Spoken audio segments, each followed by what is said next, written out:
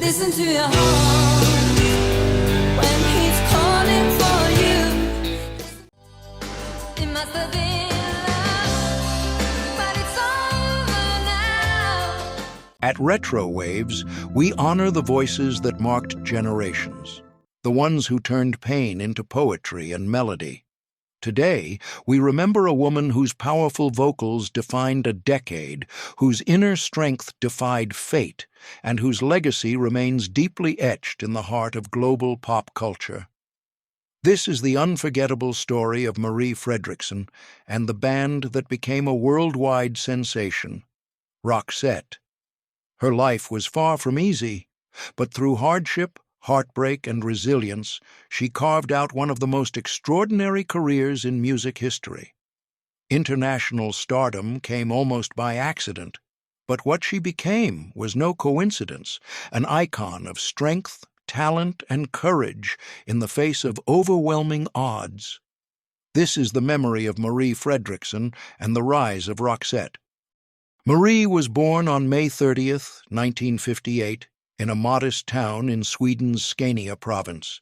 She shared a birth year with legends like Prince, Andrea Bocelli, Madonna, and Michael Jackson, almost as if destiny itself whispered that greatness was in her future.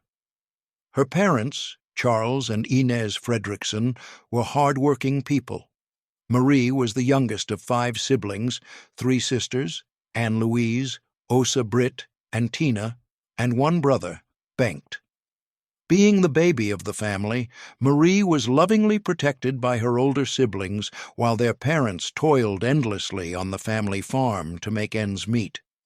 Despite their dedication, financial hardship forced them to sell the farm when Marie was just 4 years old. The family relocated, her father becoming a postman and her mother taking a job at a factory. Life remained difficult, and then came tragedy. In 1965, when Marie was only 7, her sister Annalisa died in a horrific car accident just days before her wedding. It was a devastating loss for the entire family, and Marie would later recall this as the first truly painful memory of her life. Music became her refuge. Encouraged by her father, she formed a childhood group with classmates called Ordinado, where they pretended to play instruments and mimed along to popular songs by the Beatles and the Rolling Stones. It was her escape not only from sorrow, but from the bullying she endured in school. Her siblings shared her passion for music, and with their guidance, Marie began to train her voice and learn to play various instruments. They filled the house with records and inspired her with the sounds of the era. The first record she ever owned was a single featuring Valerie by the Monkees. At 17, Marie took a leap and enrolled at a music school in Svalöv. Her talent was undeniable. She not only excelled vocally, she wrote an entire musical that toured Swedish cities to critical praise, giving her early confidence and even a level of financial freedom from her family. By 1978, at just 20 years old and rocking a David Bowie-inspired haircut, Marie formed her first serious band with her boyfriend, Stefan Turnbrandt. The punk group was called Strull. They knocked on doors at record companies but were met with rejection. When her relationship with Stefan ended, Marie kept the band going with new members and managed to release a single in 1981. But soon after, Strull dissolved for good. Marie didn't give up. She teamed up with another vocalist, Martin Sternhufvud, to form Mama's Band, a name crafted from their first names. They recorded an album for CBS, but sales were disappointingly low. The band dissolved quickly. Throughout the early 80s, Marie joined and collaborated with various Swedish rock bands, touring extensively. Then, in 1981, life struck another blow. Her father, Charles, died of a heart attack. A man of contradictions, he had been both an alcoholic who mistreated his family and a passionate music lover who rented a piano for his children and introduced Marie to the beauty of song. That complicated legacy would echo in Marie's own musical path. In May 1984, Marie finally stepped out on her own. She released her debut single as a solo artist, soon followed by her first solo album, Het Vind, which garnered excellent reviews. Driven by this success, she worked tirelessly on her second album, released in early 1986. In Sweden, Marie was already a beloved figure. At the same time, Per Gessle, formerly of the popular band Gyllene Tider, was enjoying his own fame. Marie had provided backing vocals for Per's band years earlier, and their paths had crossed many times. Per's manager suggested the two join forces. Marie was hesitant, but she agreed, and in 1986 they recorded their first track together, Never-Ending Love. That song appeared on Roxette's first album, Pearls of Passion. It sold around 300,000 copies in Sweden, but without international promotion, it made little noise abroad. The band name Roxette came from a 1975 song by the British group Dr. Feelgood. Despite their modest success, Marie still had doubts about the future of Roxette.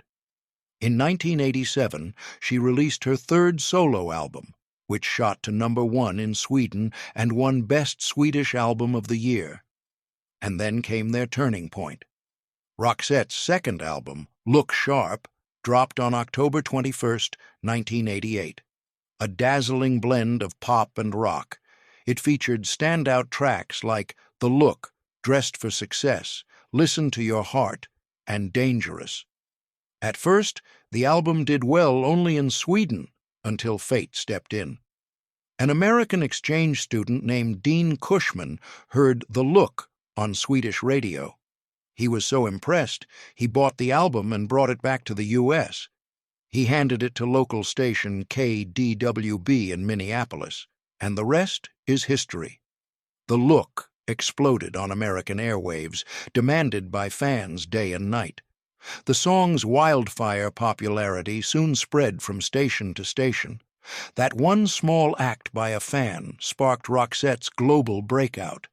Marie and Per would later meet Dean personally and thank him for unknowingly changing their lives.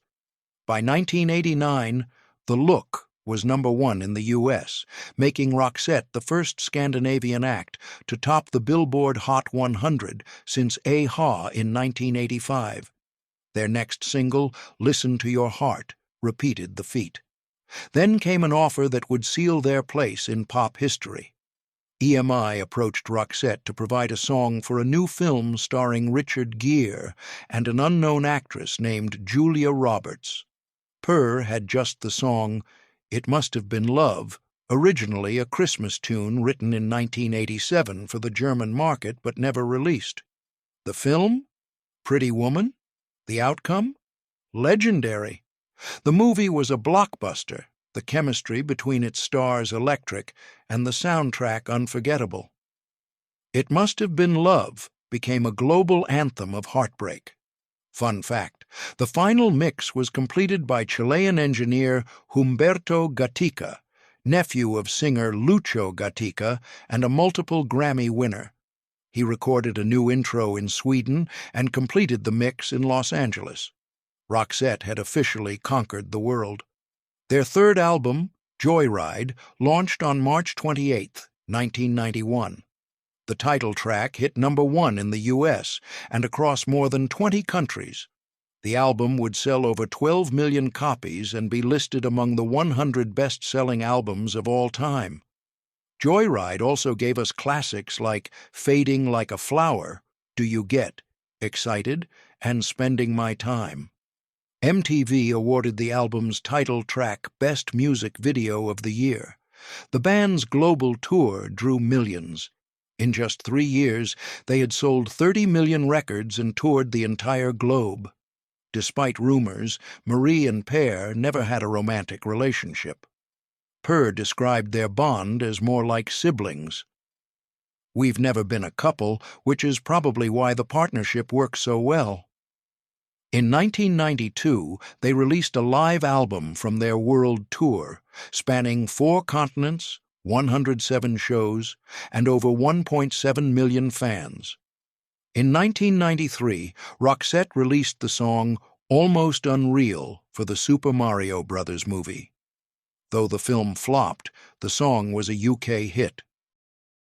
That same year, Marie gave birth to her daughter, Inez Josephine, named after her beloved mother. Her partner, Michael Bolios, a musician a year younger, became her anchor during one of the darkest times of her life. Marie later admitted that without him, Roxette may not have lasted. Fame had led her into depression and alcohol abuse. Later that year, Roxette recorded an MTV Unplugged special, becoming the first non-English-speaking act to do so. The comparisons to ABBA grew, and though Marie wasn't a superfan, she did sing live with Frida from ABBA, whom she admired deeply. In 1994, they released Crash, Boom, Bang, a more experimental rock psychedelic album. Sleeping in My Car was its biggest hit.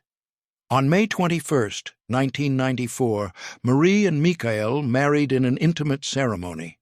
Per and his wife weren't invited, a decision that hurt them. Marie later explained that privacy was all she wanted at the time. Later that year, Roxette embarked on another global tour, nearly 100 concerts spanning Europe, Asia, Oceania, Africa, and Latin America. They became the second Western act to perform in China, after Wham!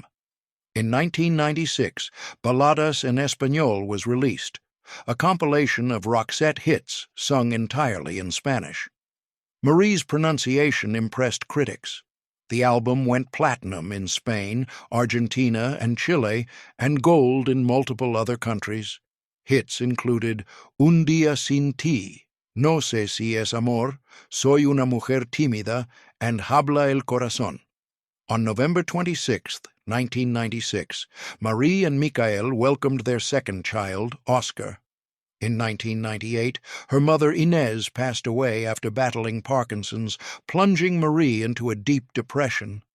In the early 2000s, Marie began forgetting lyrics. Then, in 2002, she collapsed at home and fractured her skull. Doctors discovered a brain tumor. The prognosis, 25% chance of survival. Marie underwent surgery, chemotherapy, and radiation. She lost vision in one eye, partial hearing, and struggled with mobility. But she fought. In 2003, Sweden's king awarded Roxette the highest honor for a musical group since ABBA. From then on, Michael focused his career on supporting Marie. In 2004, they released The Change together, her only English-language project with him.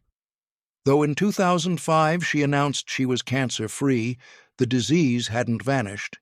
Continued treatments damaged her brain, causing her to forget how to speak, read, or walk. The pain was severe. But Marie never stopped creating. Even in her final performances, she sang while seated, leaning on an elegant cane, still smiling. Her final concert took place in Cape Town, South Africa, on February 8, 2016. In 2019, just months before her passing, Marie published her autobiography, Listen to My Heart, also available in Spanish via Editorial Planeta. On December 9, 2019, Marie Fredriksson passed away at age 61. Per Gessle wrote, "Time passes so fast. Not long ago we spent endless nights dreaming in my tiny apartment, and what dreams we shared. I'm honored to have known your talent and generosity. Things will never be the same." Which icon should we feature next on RetroWaves? Drop a comment and don't forget to like, share, and subscribe if Marie Fredriksson's story touched your heart. Until next time, keep the music alive. This is RetroWaves.